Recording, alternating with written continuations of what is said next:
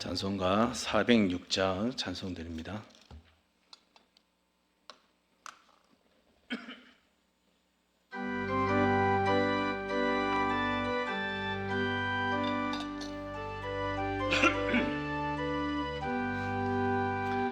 고난 내 영혼 편히 쉴 곳과 풍랑 위로도 안전한 보고 폭풍까지도 다스리시는 주의 영원한 팔 의지에 주의 영원하신 팔 함께 하사 항상 나를 붙드시니 어느 곳에 가든지 요동하지 않음을 주의 팔을 의지함이라.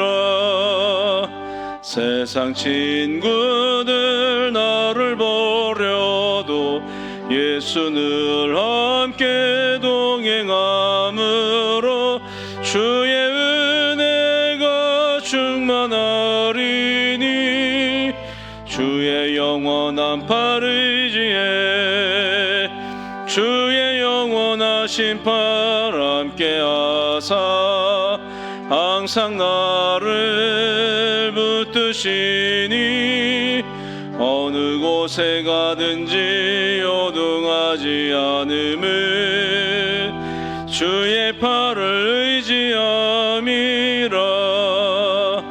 나의 믿음이 연약해져도 미리 예비한 힘을 주시며 위태할 때도 안보하시네 주의 영원한 팔 의지에 주의 영원하신 팔 함께 하사 항상 나를 붙드시니 어느 곳에 가든지 요동하지 않음을 주의 팔을 의지함이라.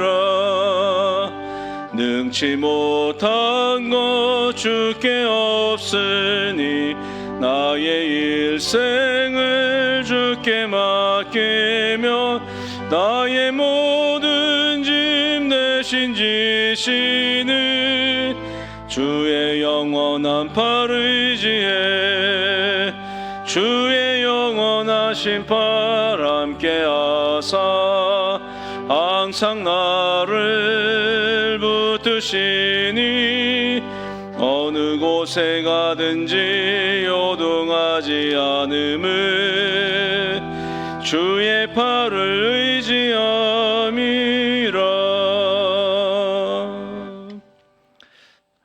한 장 더 찬송합니다. 325장입니다.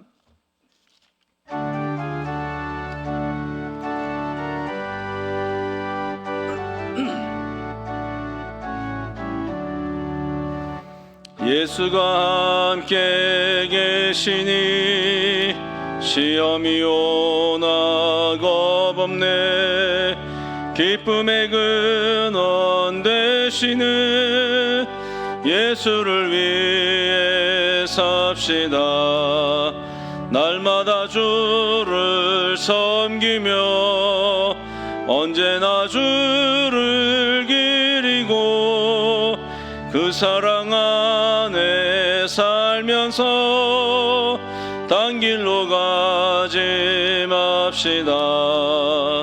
이 세상 사는 동안에 주 이름 전파하면서 무한한 복락 주시는 예수를 위해 삽시다. 날마다 주를 섬기며 언제나 주를 기리고 그 사랑 안에 살면서 딴 길로 가지 맙시다. 이 세상 친구 없어도 예수는 나의 친구니 불의한 일을 버리고 예수를 위해 삽시다. 날마다 주를 섬기며 언제나 주를 기리고 그 사랑 안에 살면서 딴 길로 가지 맙시다.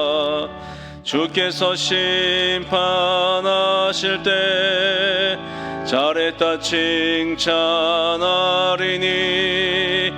이러한 상을 받도록 예수를 위해 삽시다. 날마다 주를 섬기며 언제나 주를 기리고 그 사랑 안에 살면서 딴 길로 가지 맙시다. 시간 이희옥 권사님 위해서 기도해 주시겠습니다.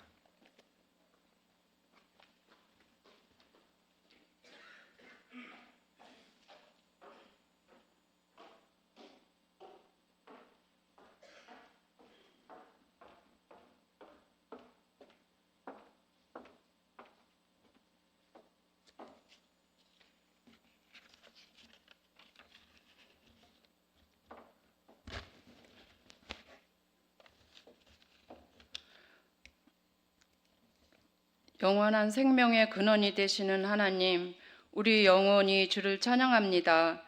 최근 지속되는 폭염 속에서도 우리를 지켜주시고 보호하시는 하나님의 은혜 감사합니다.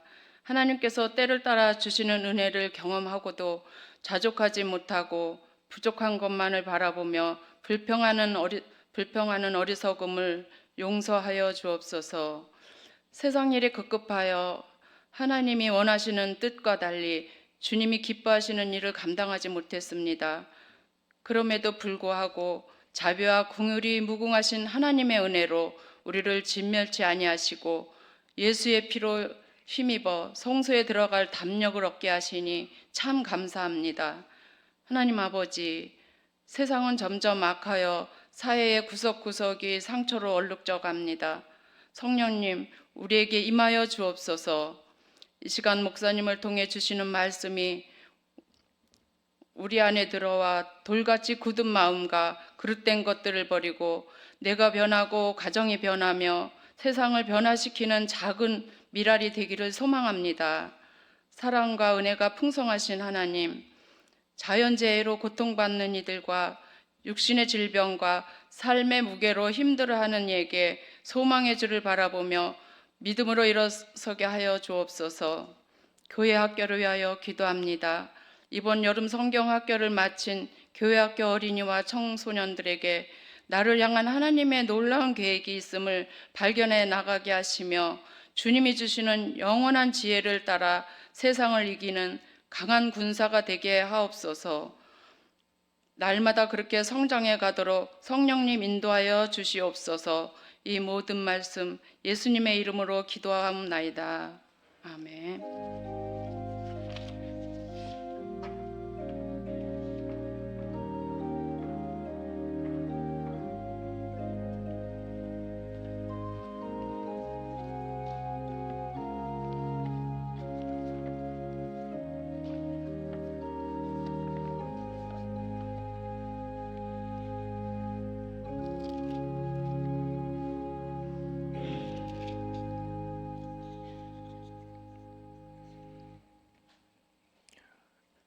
이사야 7장의 말씀을 같이 보겠습니다. 구약성경 974쪽입니다. 이사야 7장입니다. 우리 한 목소리로 같이 읽겠습니다. 우시아의 손자여 요담의 아들인 유다의 아하스 왕 때에 아람의 르신 왕과 르말리아의 아들 이스라엘의 베가 왕이 올라와서 예루살렘을 쳤으나 능히 이기지 못하니라. 어떤 사람이 다윗의 집에 알려 이르되 아람이 에브라임과 동맹하였다 하였으므로 왕의 마음과 그의 백성의 마음의 숲이 바람에 흔들림같이 흔들렸더라. 그때 여호와께서 이사야에게 이르시되 너와 내 아들 스알 야숲은 윗못 수도 끝 세탁자의 밭 큰 길에 나가서 아하스를 만나 그에게 이르기를 너는 삼가며 조용하라. 르신과 아람과 르말리아의 아들이 심히 노할지라도 이들은 연기 나는 두 부지깽이 그루터기에 불과하니 두려워하지 말며 낙심하지 말라. 아람과 에브라임과 르말리아의 아들이 악한 꾀로 너를 대적하여 이르기를 우리가 올라가 유다를 쳐서 그것을 쓰러뜨리고 우리를 위하여 그것을 무너뜨리고 다보엘의 아들을 그 중에 세워 왕으로 삼자 하였으나 주 여호와의 말씀이 그 일은 서지 못하며 이루어지지 못하리라. 대저 아람의 머리는 다메섹이요 다메섹의 머리는 르신이며 65년 내에 에브라임이 패망하여 다시는 나라를 이루지 못할 것이며 에브라임의 머리는 사마리아요 사마리아의 머리는 르말리아의 아들이니라. 만일 너희가 굳게 믿지 아니하면 너희는 굳게 서지 못하리라 하시니라. 여호와께서 또 아하스에게 말씀하여 이르시되 너는 내 하나님 여호와께 한 징조를 구하되 깊은 데에서든지 높은 데에서든지 구하라 하시니 아하스가 이르되 나는 구하지 아니하겠나이다. 나는 여호와를 시험하지 아니하겠나이다 한지라. 이사야가 이르되 다윗의 집이여 원하건대 들을지어다. 너희가 사람을 괴롭히고서 그것을 작은 일로 여겨 또 나의 하나님을 괴롭히려 하느냐. 그러므로 주께서 친히 징조를 너에게 주실 것이라. 보라 처녀가 잉타하여 아들을 낳을 것이요 그의 이름을 임마누엘이라 하리라. 그 악을 버리며 선을 택할 줄 알 때가 되면 엉긴 젖과 꿀을 먹을 것이라. 대저 이 아이가 악을 버리며 선을 택할 줄 알기 전에 네가 미워하는 두 왕의 땅이 황폐하게 되리라. 여호와께서 에브라임이 유다를 떠날 때부터 당하여 보지 못한 날을 너와 내 백성과 내 아버지의 집에 임하게 하시리니 곧 아수르 왕이 오는 날이니라.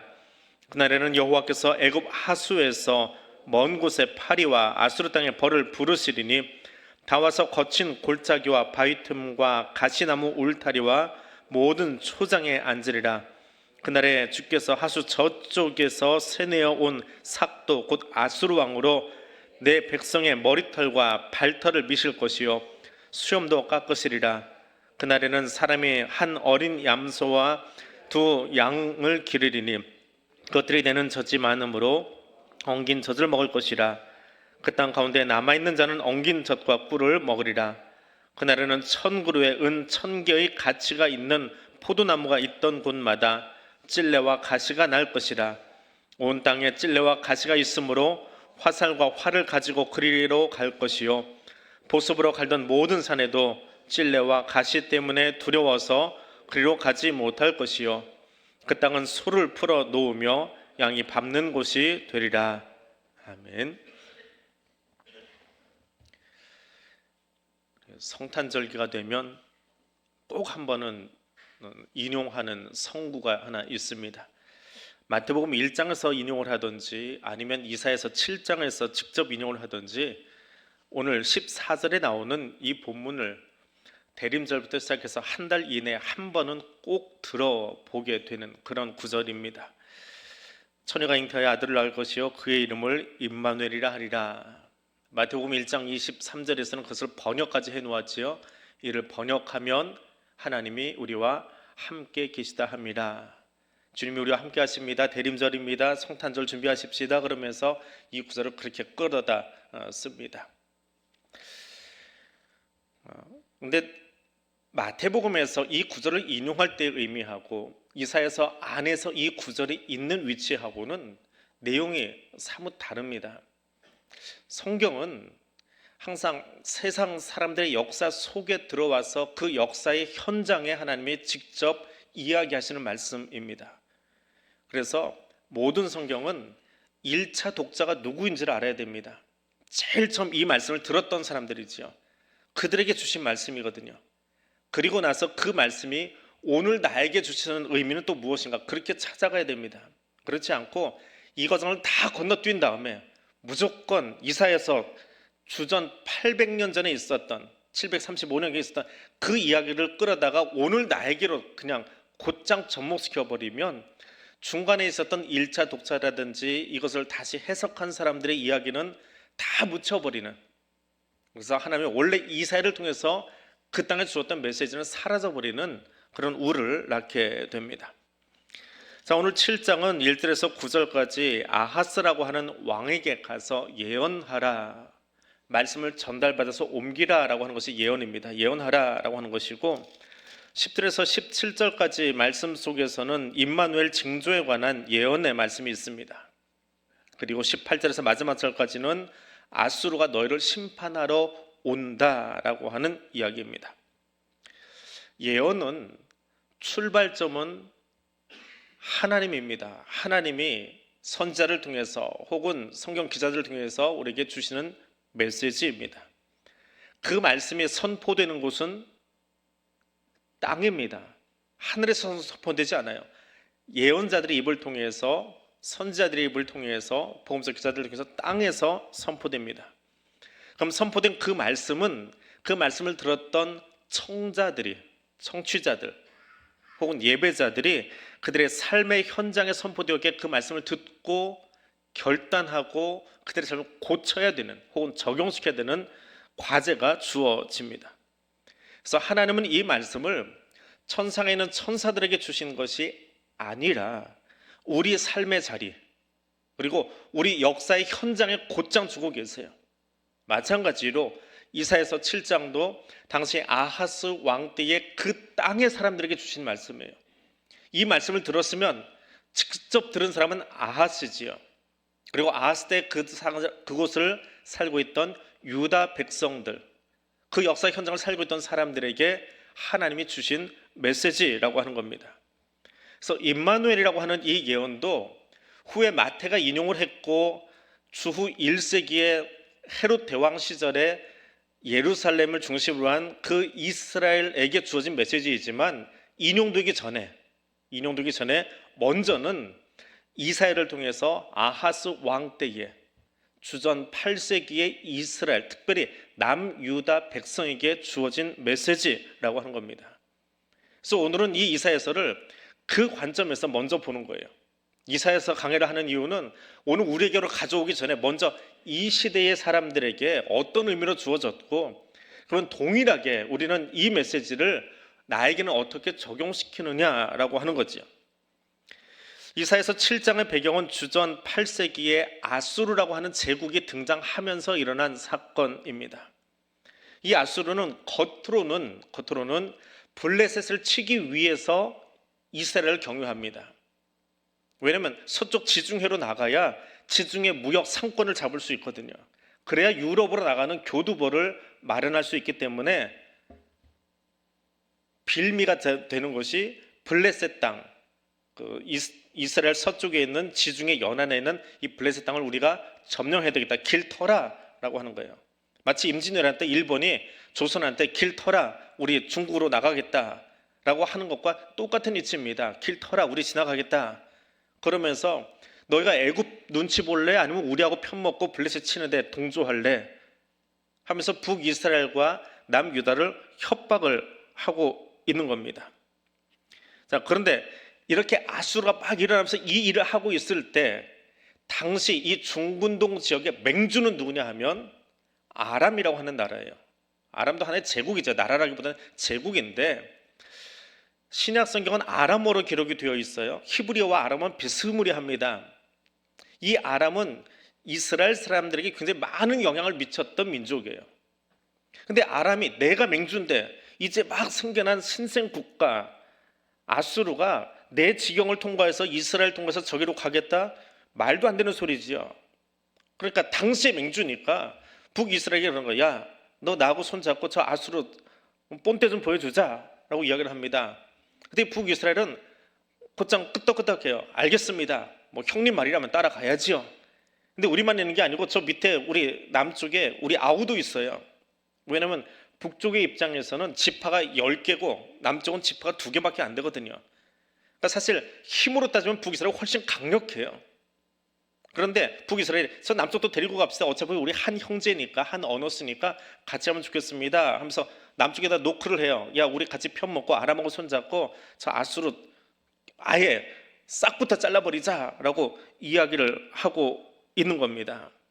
그 과정이 7장의 배경이에요. 1절에 보니까 이렇게 나와 있습니다. 우시아의 손자 요담의 아들인 유다의 아하스 왕 때에 아람의 르신 왕과 북이스라엘의 베가 왕이 올라와서 예루살렘을 쳤으나 능히 이기지 못하더라. 이기지 못하더라. 자, 편을 안 들어주니까 아람과 이 북이스라엘이 편 먹고 남쪽으로 밀고 내려오는 겁니다. 그래서 유다를 먼저 자기 편으로 끌어당기기 위해서 하는 거예요. 근데 그냥 끌어당기는 것이 아니라 6절에 가니까 이유가 있어요. 아유, 우리 편 못 만들 바에야 이 나라를 바꾸어 버리자라고 하면서 6절에서 이렇게 이야기합니다. 우리가 가서 유다를 쳐서 쓰러뜨리고 우리를 위하여 그것을 무너뜨리고 다부엘의 아들을 그 중에 세워 왕으로 삼자 하였으나, 다부엘의 아들이 누군지는 모릅니다. 왜냐하면 이 계획이 성사되지 않았기 때문에 전쟁 계획은 이렇게 세워져 있었지만 없어져 버립니다. 근데 이름을 유추해서 보건대 북이스라엘이 바지왕 하나 세우겠다는 거예요. 명목상에 왕 세워놓고, 명목상으로 왕만 세워놓고 남유다를 자기 편 만들어서 친 아람 동맹을 만들어가지고 아수르에 대항하겠다라고 하는 정책을 내놓은 겁니다. 자, 여기에 다부엘의 아들을 세우는 이유는 뭘까요? 누군지는 모르지만 이름을 이렇게 들어보면 이건 이스라엘식, 히브리식 이름은 아니에요. 그리고 유다의 왕을 바꾸겠다라고 하는 것은 제일 먼저 걸리는 문제가 하나 있습니다. 걸리는 게 아니라 하나님이 정말 싫어하시는 일인데, 남유다에게 약속하신 게 있어요. 유다에게 약속한 게 아니라 다윗에게 약속하신 거예요. 내가 너의 왕위를 견고하게 세워주고 지켜주겠다. 근데 감히 북이스라엘이 나서서 정치적으로 저 땅의 왕을 바꿔버리겠다, 우리 입맛에 맞는 왕으로 바지 왕으로 바꾸겠다라고 하는 것은 결과적으로 누구를 향한 대적이에요? 하나님을 향한 거지요. 유다와 싸우겠다는 게 아니라 하나님이 세우신 다윗 언약을 그들의 힘으로 군사력으로 끊어버리겠다라고 하는 하나님에 대한 도전으로 받아들이신 거예요. 그런데 하나님은 지금 이 사건을 그렇게 받아들이고 있어요. 이 사안을 그렇게 받아들이고 이사야를 통해서 예언을 하려고 하시는데, 이스라엘 사람들은 어떻게 하고 있느냐라고 하는 거지요. 이 남유다 사람이에요. 이스라엘은 북이스라엘이기 때문에 남유다 사람들은 어떻게 하고 있느냐. 2절입니다. 아람이 에브라임과 북이스라엘을 에브라임이라고 표현합니다. 에브라임과 동맹하였다 하므로 왕의 마음이 먼저 흔들렸어요. 지도자들이 먼저 흔들렸습니다. 중심을 못 잡고 있어요. 그리고 나아가서 백성들까지 어떻게 해요? 숲이 바람의 흔들림 같이 흔들리고 있었더라. 흔들리고 있었더라.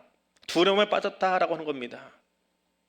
자, 그 두려움에 빠진 사람들에게 하나님이 이사야를 통해서 가서 예언해라.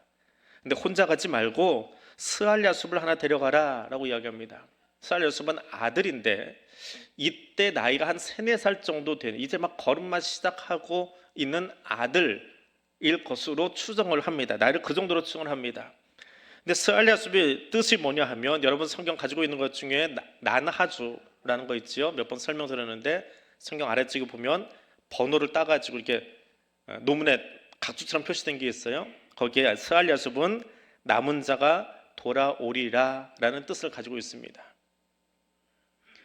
그러니까 이사야가 가서 그냥 예언하는 게 아니고 아들을 데리고 와요. 왕이 물어보겠죠. 걔는 누구냐? 내 아들입니다. 이름이 뭐야? 스알랴숲입니다 하면 알아들어요. 우리는 풀어줘야 알지만 스알랴숲입니다. 남은 자가 돌아와. 결국은 유다가 망할 거예요. 왜? 앞에 계속 얘기했잖아요. 소명기사 나오기 전에 남유다의 멸망에 대해서 이미 이야기를 하고 있었잖아요. 그만큼 중차대한 일에, 이미 결정된 일에 하나님 앞에서는 그만큼 남유다가 이미 패역한 길을 걸어가고 있었어요. 근데 그렇게 다 끌려간 뒤에도, 바벨론에 끌려간 뒤에도 남아있는 사람들, 하나님이 남겨서 말씀으로 다시 훈련시키고 준비시켰던 그 남은 자들은 돌아오게 하리라라고 하는 복선의 장치예요.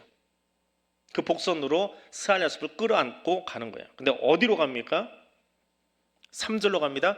그때에 스알랴숲 데리고 가는데 어디로 가냐면 윗못 수도 끝 세탁자의 밭 큰 길에 나가서. 이 참 말이 긴데요. 이 어떤 장면이냐면 이사야가 하나님에게서 계시를 받아요. 야, 너 아하스한테 가서 예언 좀 해. 예언이라는 말은 앞니를 내다보는 이야기도 있지만 여기서 예언은 하나님의 말씀을 옮기라는 거예요. 근데 지금 아하스가 뭐 하고 있냐 하면 윗못에 가서 땅 파고 있어. 거기 땅을 왜 팔까요? 윗못에 가서 물이 나오는 곳에 가서 땅을 파고서 왜 팔까요?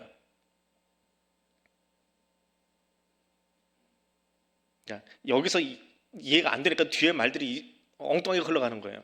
자, 아하스가 지금 이 앞에 부분은 뭐예요? 북이스라엘과 아람이 동맹을 맺어서 쳐들어오겠다. 연합군이 형성됐다. 그래서 백성들의 마음이 막 흔들리고 있어요. 흔들리는 와중에 적은 침공해 오려고 하고, 왕은 어떻게 하고 있어야 돼요?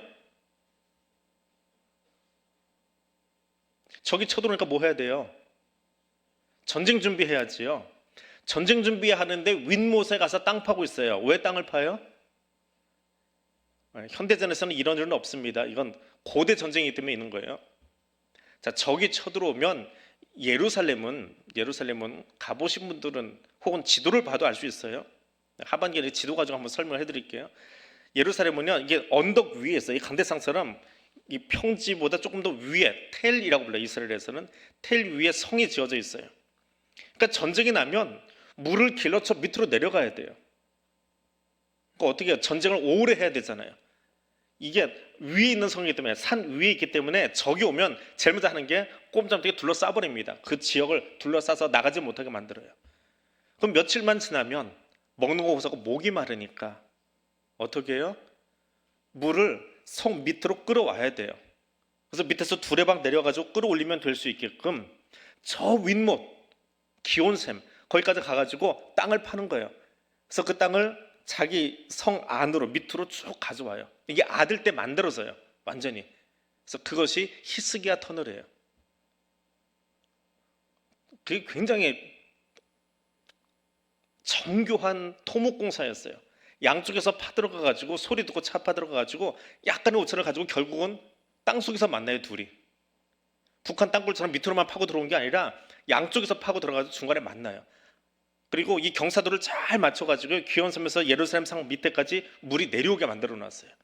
그리고 우리가 드디어 여기서 만났다라고 하는 표시를 동굴 안에다 해놔요. 그 터널 안에다가. 근데 지금은 그 현판을 뜯어가지고 터키가 있다든가 제가 그렇게 들었어요. 예루살렘에 있는 게 아니고 십자군 전쟁 때 뺏겨가지고 다른 데가 있어요. 근데 지금 아하스가 가서 물길을 파고 있는 거예요. 그 공사 현장에 가라는 거예요. 물길 파고 있는, 전쟁을 대비해서 물길 파고 있는 그 현장에 가서 예언해라 라고 하는 겁니다. 이게 어떤 의미일까요? 이 3절의 의미가 무엇일까요? 하나님은 아하스에게 예언해라. 아하스가 뭐 계속 거기 가 있을 건 아닌데 하필이면 아하스가 수로공사 하던 그 시간에 거기 가서 예언해라라고 하고 있어요. 왕이 늘 거기 나가 있지는 않겠죠. 뭐 인부들 부리면 되고 대신들 보내면 되니까, 신하들 보내면 되니까.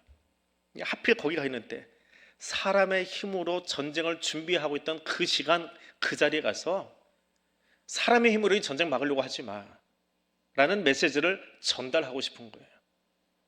땅 파고 수로 만들고 이게 중요한 게 아니야. 하나님이 이미 이 전쟁을 책임지고 이끌어 가시고 역사를 진행하기로 작정하셨어 라는 그 이야기를 하고 싶은 거예요.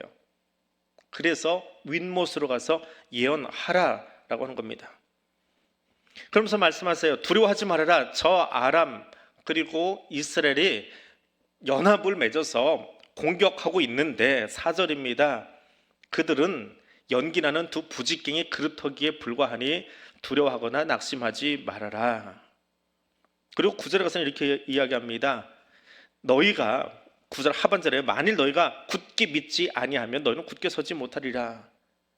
내가 다윗에게 약속했잖아. 쟤들이 유다의 왕을 바꿔서 바지 왕 앉히려고 하는데 내가 약속했잖아. 다윗의 왕위를 끊어지지 않게 하겠다고, 내가 지켜주겠다고 했잖아. 그러니까 내 약속을 믿고 흔들리지 마. 근데 내 약속에 대해서 신뢰하지 못하면 저 연합군이 와서 우리 무너뜨릴 수도 있겠구나 라고 흔들릴 수밖에 없어. 결국은 기본은 뭐예요? 신앙의 기본은 말씀을 믿는 거에서 출발하는 거예요. 믿지 못하면 흔들릴 수밖에 없더라라고 하는 거예요. 그래서 두려워하지 말아라. 두려워하지 말아라. 아하스는 지금 전쟁 앞에서 두려워하고 있습니다. 비단 아하스만이 아니라 우리도 낯선 일을 만나면, 새로운 환경을 접하면 흔들릴 수밖에 없습니다. 아직 접해보지 않은 사건 앞에서, 환경 앞에서 자주 흔들립니다. 근데 하나님은 우리에게 늘 이야기하세요. 두려워하지 말라고. 이 두려워하지 말라는 이야기가 성경에 얼마나 많이 나와요? 많이 나온다라고 하는 이야기는 우리가 그만큼 많이 두려워하며 산다는 거죠. 그 두려움을 여기서는 흔들린다라고 표현합니다. 그럼 흔들리지 않으려면 어떻게 해야 돼요? 지금 태풍이 올라오니까 목양실에 앉아서 밖에 내다보니 나무들이 평상시와 다르게 많이 흔들리고 있어요. 내일은 더 흔들릴 거예요. 창문 잘 닫고 주무세요. 혹시 날아갈 만한 거 있으면 이 베란다에 화분 내놓은 거 있으면 꼭꼭 묶어놓든지 안으로 좀 들어놓든지 아직 바람이 어떻게 될지 모릅니다. 규모가 뭐 사라 태풍 비슷하게 이야기하는데 속초에 있을 때 사라 태풍 지나가는 흔적을 보니까요, 그냥 씩 웃고 마는데요, 도로 하나가 없어져 버리더라고요. 들었다 놔버리더라고요, 아스팔트를. 어느 정도 규모로 올지 모르니까 가능하면 날아다닐 만한 것들 안으로 좀 들여놓으시고 창문 잘 닫고요. 덥다고 그냥 창문 내려놓고 주무시지 마시고 언제쯤 지나갈지 모르겠지만 아무튼 흔들리지 않으면, 그렇게 흔들리지 않으려면 어떻게 해야 돼요? 절대로 흔들리지 않는 어떤 것에 묶어놔야 되겠지요. 화분이 떨어지지 않게 하려면 화분을 창틀에다 묶어놓든지 아니면 방 안으로 들여놔야 되겠지요. 우리 인생이 흔들리고 있어요. 새로운 환경을 보면서 흔들려요. 그럼 어떻게 해야 돼요? 절대로 흔들리지 않는 그 어떤 것에 나를 묶어놔야 되겠지요. 그것이 뭐예요? 여호와는 나의 반석이시여 산성이시여 요새이시여. 날마다 시편도 가지고 노래하잖아요. 나를 어디다 묶어야 돼요? 하나님께 묶는 거예요. 하나님 말씀이 나를 묶는 거예요. 그분이 산성이 있기에, 그분이 흔들리지 않는 반석이 있기에 그분께 나를 묶는 거예요. 근데 왜 거기다 안 묶고 연못하고 있냐고요.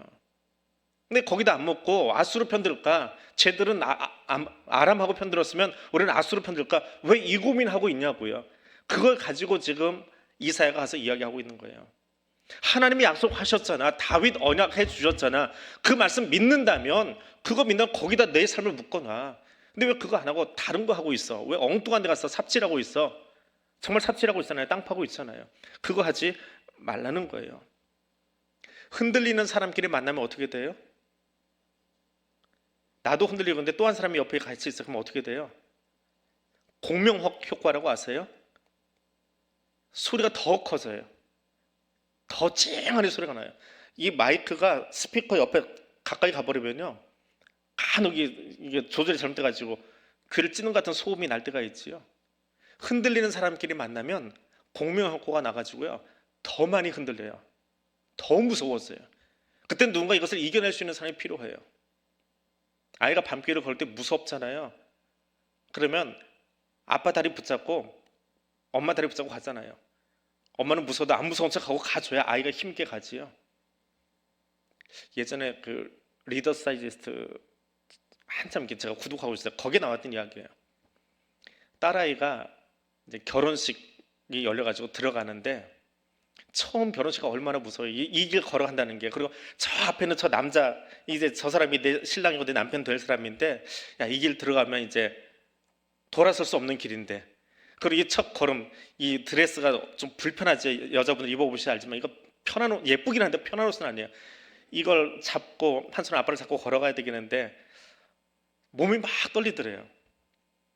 그러면서 이제 아빠 팔을 딱 꼈어요. 근데 팔 끝에 넘겨오는 그 느낌, 아빠가 더 떨고 있더래요.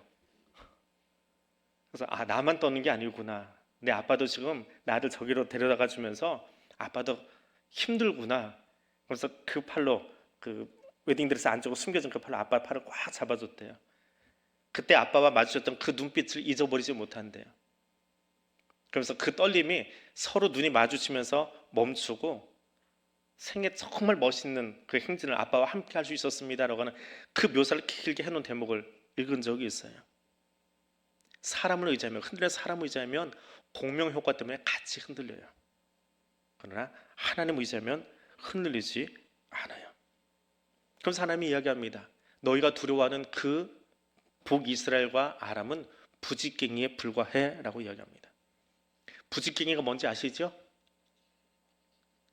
그거 아신다고 하는 분들은 옛날 분들이에요. 저보다 옛날 분들이에요. 저도 부지깽이 한두 번 본 것 같아요. 그게 부지깽이였구나 그래요. 이 자료를 찾다 보니까. 근데 저보다 어린 사람들은 부지깽이가 뭔지는 모를 거예요. 글자는 알지만 공관노사님 부지깽이 뭔지 아세요? 네.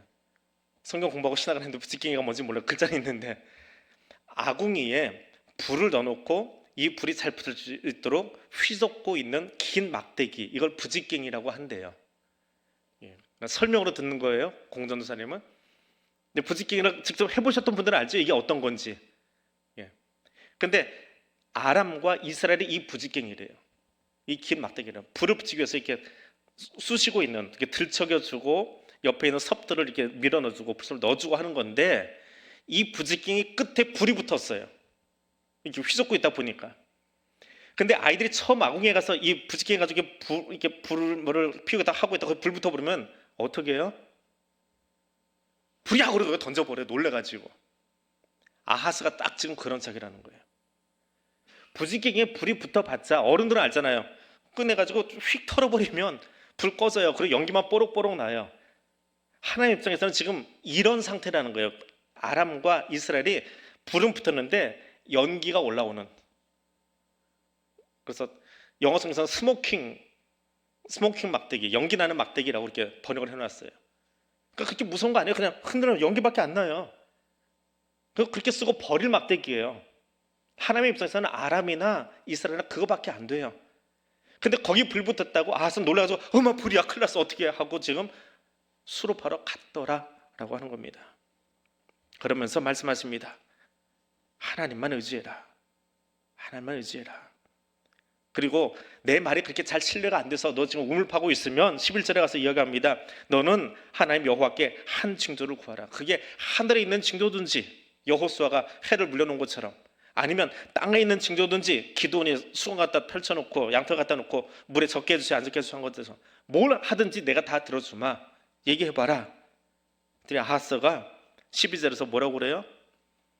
나는 구하지 않겠습니다. 나는 여호와를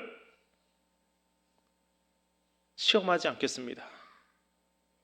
하나님을 시험하면 돼요? 안 돼요? 하나님을 시험하면 돼요? 안 돼요? 성경 뭐라고 써 있어요? 네? 아직 통독을 안 해보셨군요. 예.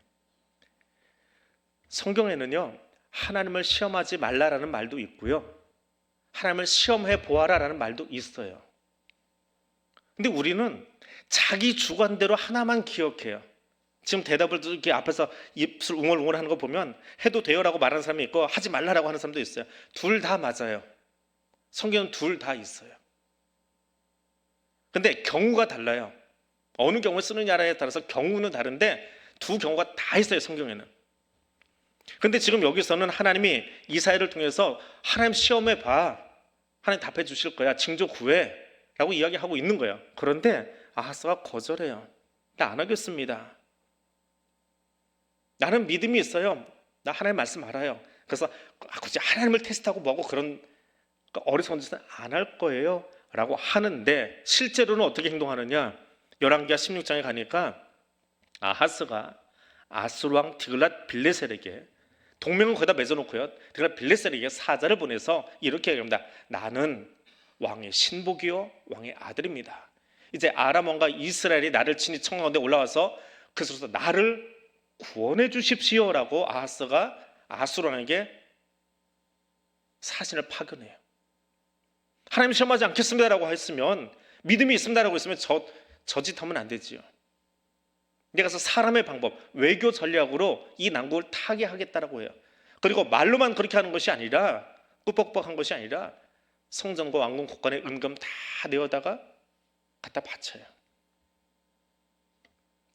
아하스는 누구예요?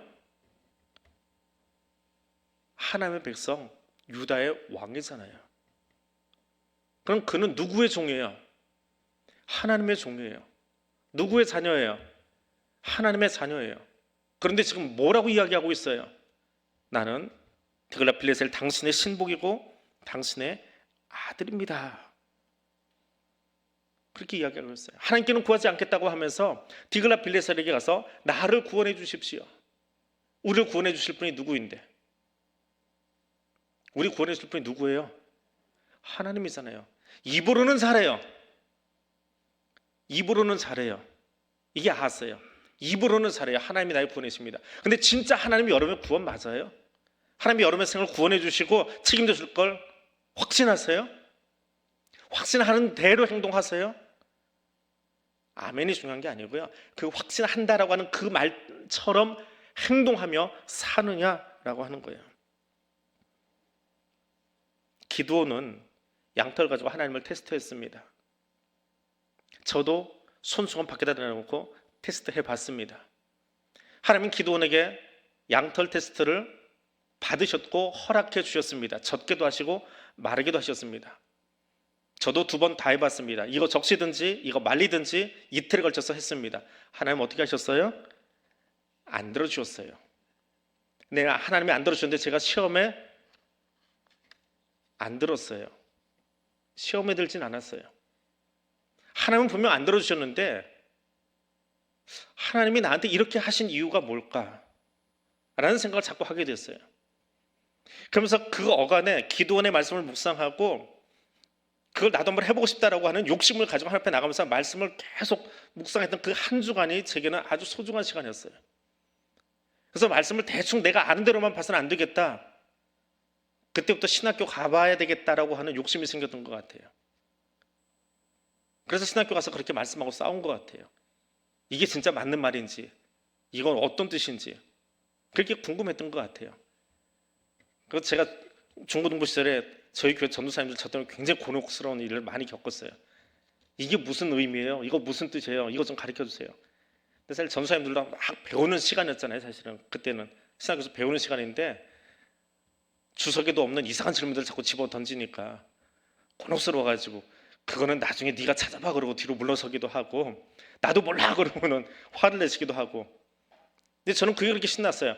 모르는 걸 모른다고 할 수 있는 전도사님이 그렇게 좋았어요. 그분이 지금 한일장신 총장하고 은퇴하신 교수님이신데요. 그래서 좋았어요. 아는 척 해주는 게 아니라 모른다고 해주고 찾아주고 연구해주고 그 답을 10년 뒤에 가서 기억했다가 답을 주고 그랬던 그분이 그렇게 고맙더라고요. 아하스는요, 하나님을 의지하지 않고 스스로 디글라필레셀의 종이 되었습니다. 그리고 성전 곡관 보물까지 다 갖다 바쳤어요. 그러니까 이사야가 뿔이 날 수밖에 없지요. 하나님께 징조를 구해라 그럼 다 들어줄게, 하늘에 거든 땅에 거든 다 해줄게 했는데 그것은 안 하고 사람 의지하니까 어떻게 해요? 13절에 가서 다윗의 집이여, 왕이라고 부르지 않습니다. 다윗의 집이여 원하건대 들을지어다 너희가 사람 괴롭히고 그 작은 일로 여기가 나도 하나님까지 괴롭히느냐. 아니 내가 좀 하나님의 말씀 전하려고 여기 와서 여러분 이게 사십시오라고 전하는데 성도들이 듣지는 않고 딴소리만 하고 있어요. 그럼 얼마나 괴롭겠어요? 나만 괴로워요? 나한테 말씀을 주신 저분은 얼마나 괴롭겠어요? 그 말이에요. 하나님이 지금 징조를 구하라고 나한테 아하스에게 가서 이야기해라 그래서 가서 전했더니 아하스가 아니에요 괜찮아요 그러면서 딴짓하고 있는 거 보면서 복창 터진다는 이야기예요. 그게 지금 13절 이야기입니다. 그러니까 어떻게 해요? 복창 터지니까 너는 안 구하지만 네가 구하든 말든 상관없이 하나님이 직접 주시겠대. 직접 주시겠대. 그것이 14절, 15절, 16절에 나오는 우리가 잘 아는 그 임마누엘 예언이에요. 네가 구하든 구하지 않든 하나님이 주시겠대. 친히 징조를 너에게 주실 거야. 처녀가 잉태하여 아들을 낳을 것이요 그 이름을 임마누엘이라 하리라. 그가 악을 버리며 선을 택할 줄 알 때가 되면 엉긴 젖과 꿀을 먹을 것이라. 대저희가 악을 버리며 선을 택할 줄 알기 전에 네가 미워하는 두 땅이 황폐하게 되리라. 좀 무슨 말 하려는 걸까요? 지금 누구한테 들으라고 한 이야기예요? 저 14절, 15절, 16절 누구한테 들으라고 좀 하는 거예요? 복창 터진 이사야가 누구 들으라고요? 말 지독하게 안 들어먹는 아하스더라고 하는 이야기예요. 아하스에게 주시는 징조예요. 그러니까 1차 독자는 아하스예요. 말 안 듣고 자기 멋대로 살고 있는 그 당시 주전 8세기의 유다 백성들을 향한 이야기예요. 저 처녀가 뭐냐, 저게 동정녀냐, 저 아들이 누구냐, 신학자들 지금 적어가지고 계속 연구하고 싸우고 있는데 그거 하라고 주신 게 아니라 아하스에게 하나님만 의지해. 하나님이 너와 함께 하시잖아. 그리고 저 두 나라는 결국 황폐하게 될 거야. 이 이야기 하고 싶으신 거예요, 아하스에게. 근데 우리는 이걸 훌쩍 뛰어 넘어가지고 마태복음의 관점에서 이사를 풀려고 그래요. 그건 마태복음을 묵상할 때 우리가 하는 이야기예요. 지금 이사야서를 볼 때는 그 이야기를 하면 안 돼요. 하나님을 의지하지 않고 자기 생각대로만 하는 그 사람에게 하는 거예요. 사람은요, 보고 싶은 것만 봅니다. 내가 보이는 것을 다 보았다라고 말하지도 않고 또 그렇게 보지도 못한다라고 해요. 제가 영상을 따로 준비하지는 않았는데요, 여러분 그 유튜브나 동영상을 찾아보시면 그런 게 있어요. 검은 옷을 입은 여자 셋하고 흰 옷을 입은 여자 세 분이 공 두 개를 가지고 서로 주거니 받거니 해요. 근데 그 영상을 틀기 전에 이렇게 멘트가 나옵니다. 하얀 옷을 입은 여자들끼리 공을 몇 번 주고받을까요? 라고 물어봐요. 자, 그것을 보게 합니다. 한 1분 채 안 돼요. 집에 가서 보세요. 답을 미리 다 가르쳐 드릴게요. 16번 주고받습니다. 근데 16번 주고받고 나서 이 사회자가 물어봐요. 자, 그런데 공을 주고받고 있는 동안에 고릴라 탈을 쓴 사람이 지나간 거 보신 분 몇 명 없어요. 저는 고릴라까지는 봤어요. 그리고 공을 주고받고 있는 동안에 검은 옷을 입은 여자가 한 명 퇴장했는데 그거 아시는 분 더 적어져요. 마지막으로 뒤에 배경 화면이 주황색인데 노란색으로 바뀌어버려요. 그거 보신 분, 배경 커튼이 크게 펼쳐지는데요, 그게 바뀐 걸 거의 못 봐요. 세 가지가 바뀌었거든요. 고릴라가 지나가고 사람이 하나 없어지고 커튼이 바뀌고요. 근데 더 놀라운 건요, 그 테스트를 한 심리학자가 뒤에 이야기를 써놓은 건데요, 이걸 못 보는 사람들이 누구냐라고 하는 거예요. 이걸 못 보는 사람, 못 배운 사람이 못 볼까요? 배운 사람이 못 볼까요? 참 재미있는 통계인데요, 배운 사람일수록 못 본대요. 전문가 집단일수록 그걸 못 본대요. 신기하지요? 전문가 집단이 가지고 있는 아집 때문에 그렇다라고 설명을 해요. 나는 다 알아. 나 그까짓 거 금방 세지 뭐. 16번 거기에 치중하다 보니까 나머지 거는 다 잘라내버린대요. 화면은 분명히 다 보여주고 있었어요. 화면은 다 보여주고 있는데 볼 수가 없었대요. 전문가 집단으로 갈수록 볼 수가 없대요. 근데 이게 여기 아하스에게도 딱 맞아요. 아하스는 뭐예요? 왕이잖아요. 내가 왕인데 3살배기 아들 데리고 와가지고 젊은 이사야가 하나님만 의지해. 나도 알아. 너만 아냐? 나 왕이야. 나 유다의 왕이야. 나 말씀 알고 나 다윗 집안의 자손이야. 그 언어가 뭔지 나 알아. 근데 뭐 건방지게 네가 와가지고 젊은 놈이 와가지고 나한테 이래라 저래라 하고 있어. 까불지 마. 사람이 살다 보면 외교력도 필요하고 군사력도 필요하고 한 거야. 잠잠해. 지금 아하스가 그 태도로 나오고 있는 거예요. 하나님의 말씀보다 자기 경험과 자기 경륜, 그것이 우선되고 있는 현장이 7장의 모습이더라라고 하는 거예요. 하나님의 말씀은 그렇게 해서는 절대로 들리지 않습니다. 내 경험과 내 지식이 앞서가 버리면 하나님의 말씀은 절대로 우리 귀에 들리지 않아요. 선포하지 않으신 것 아니에요. 안 써주신 것 아니에요. 이미 여기 다 써주셨고요. 수도 없이 많은 설교가 오늘 이 강대성에서만이 아니라 유튜브를 통해서, 라디오를 통해서, TV를 통해서 우리에게 수도 없이 많이 들려주고 있지만 내 고집이 앞서가 있는 한은 절대로 우리 귀에 들어오지 않습니다. 임마누엘의 예언의 핵심은 그 처녀가 누구냐, 그 사람이 누구냐, 그거 연구하라고 주신 것이 아니에요. 이 예언의 핵심은 이거예요. 나 여호와가 한다. 내 방법으로 하지 말아라. 내가 이미 길 다 내어놓았고 이 땅의 역사는 내가 이미 준비하고 내가 끌고 나가고 있다. 그 음성에 너 귀 기울여라. 아수르, 아람 다 망할 거야. 그리고 700년 뒤에 메시아가 올 것도 예언이 돼 있어요. 700년 뒤에 예언만 있나요? 다시 오실 예수 그리스도에 대한 이야기까지 이미 여기 다 들어와 있어요. 근데 중요한 건 지금 이 말씀이 나한테 어떤 의미냐라고 하는 거예요. 임마누엘의 하나님이 지금 나와 무슨 관련이 있느냐라고 하는 거예요. 장차올 하나님의 나라도 준비하지만 오늘 내게 주신 말씀 가지고 나는 하나님과 어떤 동행을 하고 있느냐라고 하는 거예요. 주님 오시겠지. 언젠가는 오시겠지. 주님 재림하시겠지. 맞아, 주님 재림하시니까 준비하고 있어야 돼. 그럼 지금 어떤 준비하고 계시냐고요. 그걸 묻고 있는 거예요. 메시아 보내주실 거예요. 근데 메시아가 오시기 위해서 지금 나 아하스는 뭐 해야 되냐고요. 주님 오시는데 나는 그 오실 주님을 위해서 오늘 내가 머무는 이 자리에서 어떤 삶을 살고 있어야 되느냐라고 하는 거예요. 그래서 이사야서의 예언은 저 700년의 예수를 마태복음을 준비하기 위한 게 아니라 오늘 아하스를 준비시키기 위한 거예요. 근데 아하스는 듣지 않았어요. 유다는 듣지 않았어요. 그래서 결국은 패망했어요. 700년 뒤에 예수님이 다시 오셨습니다. 내가 너희와 함께한다. 친히 이 땅에 하나님의 육신을 입고 이 땅에 오셨어요. 근데 유다는, 이스라엘은 그 하나님을 배격했어요. 어떻게 하나님이 인간이 돼? 라고 하면서 지금도 배격하고 있어요. 그럼 2000년 뒤에 오늘 나는요, 그 주님이 다시 오시면 약속하셨어요. 다시 오실 주님을 기다리면서 주님 맞이할 준비를 하고 있으십니까? 다시 오실 주님을 맞이하기 위해서 오늘 어떤 준비하고 계십니까? 오늘이요, 지금 어떤 준비하고 계십니까? 여러분의 말에 있어서, 여러분의 행동에 있어서, 삶에 있어서 어떤 준비하고 계세요? 그 준비를 하나도 하지 않고 그래서 불편한 거 내 입에다 집어넣고 불편한 것으로 내 몸을 채우고 있다면 그건 말씀 묵상한 거 아니지요. 말씀과 상관없이 삽질하고 있는 거예요. 윗모 삽질하고 있는 아하스나 그런 나라 똑같은 거예요.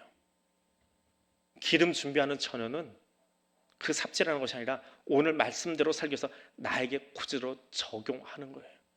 그것이 하나님이 오늘 우리에게 주는 메시지입니다. 말씀 맺으면서 여러분에게 질문합니다. 하나님만 의지하고 계십니까? 하나님께서 역사의 진정한 주권자이심을 인정하십니까? 그 하나님이 지금 여기 나와 함께 하심을 믿으십니까? 그 하나님이 이 나라 대한민국과 열방의 모든 역사를 지금도 주관하고 이끌고 계심을 믿으십니까? 그렇다면 그 하나님께 지금 여러분의 삶을 온전하게 전폭적으로 다 맡기고 계십니까? 여러분의 먹고 마시는 것과 삶의 행동 하나하나까지도 하나님 앞에 다 맡기고 계십니까? 답하십시오. 그것이 오늘 7장을 묵상한 오늘 나의 적용해야 됩니다. 오늘 그 마음으로 같이 기도하겠습니다. 이제 손을 모으고 기도합니다. 여호와 하나님, 오직 하나님만 의지하고 하나님만이 내 삶의 왕 되심을 인정하겠습니다. 그 나의 사는 날 동안 오직 하나님과 동행하는 입술의 동행이 아니라 나의 삶의 동행이 될 수 있기를 원합니다. 이 기도 제목으로 우리 함께 하나님께 올려드리겠습니다. 전능하신 하나님, 이사야서 7장에 나오는 임마누엘의 예언을 우리가 함께 듣습니다. 3800년 전 유다 땅 한 구석에서 일어났던 사건이 아니라 오늘 또한 나에게 오셔서 말씀하고 계시는 그 음성을 듣습니다. 오늘도 세상의 여러 가지 일들로 아하스처럼 흔들리고 두려워하고 어디에 기대어 살까 하나님 두리번거리며 살고 있는 내 모습을 발견합니다. 그때 나는 어느 자리에 있는지요.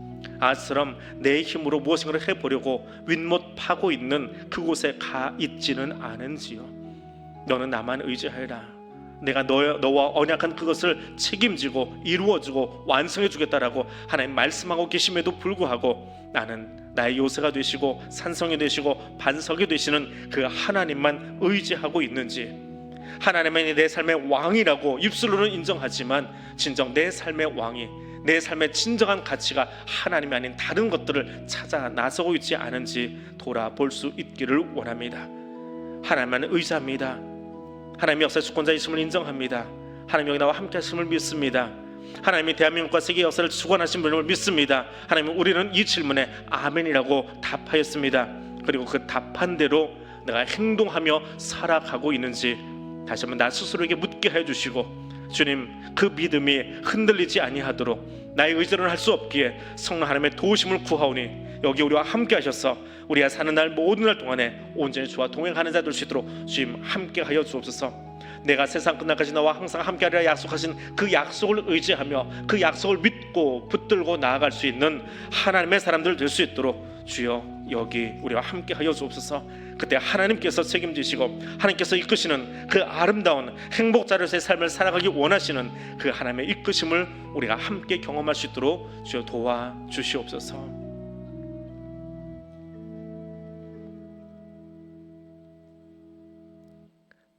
나의 왕이 되신 하나님, 그 하나님만 의지하며 하나님 앞에 서기를 원합니다. 하나님이 너의 왕 되심을 믿느냐라고 하는 그 질문 앞에 우리는 아멘이라고 대답하였습니다. 주님, 입술의 대답으로 그치지 않게 해주시고 진정 하나님이 나의 주권자 되시고 왕이 되신다면 그 주권자께서 내게 원하시는 그 말과 행동과 삶이 무엇인지를 알게 해주시고 거기에 구별된 삶을 살아갈 수 있도록 도와주옵소서. 그래서 세상 끝날까지 우리가 동행하시는 그 하나님의 약속에 기대어서 오늘도 하나님 기뻐하시는 그 자리를 걸어갈 수 있도록 성령님 우리를 이끌어 주시옵소서. 예수님 이름으로 기도드립니다. 아멘. 하늘에 계신 우리 아버지, 아버지의 이름을 거룩하게 하시며 아버지의 나라가 오게 하시며 아버지의 뜻이 하늘에서와 같이 땅에서도 이루어지게 하소서. 오늘 우리에게 일용할 양식을 주시고 우리가 우리에게 잘못한 사람을 용서하여 준 것 같이 우리의 죄를 용서하여 주시고 우리를 시험에 빠지지 않게 하시고 악에서 구하소서. 나라와 권능과 영광이 영원히 아버지의 것입니다. 아멘.